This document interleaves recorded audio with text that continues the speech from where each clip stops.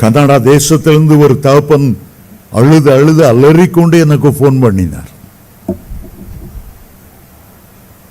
என் மகன் மோட்டர் பைக்கில் ஸ்பீடா போனான், ஒரு கார்ல அடித்தான், ஸ்பாட்ல இறந்து போனான். நான் கேட்டேன், அவன் ரட்சிக்கப்பட்டிருந்தானா? இல்லை ஐயா, இல்லை ஐயா. அவன் பரலோகத்தில் இருப்பானா இல்லையா என்று கேட்டார். அழு அழு என்று அழுதார். நான் சொன்னேன், நிச்சயமா பரலோகத்தில் இருக்க மாட்டான்.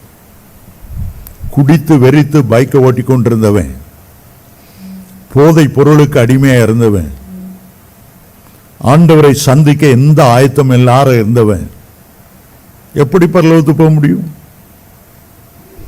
நான் சொன்னேன், அதை பற்றி நீங்க யோசிக்காதுங்க, குடும்பத்தை ஆயத்தப்படுத்துங்க,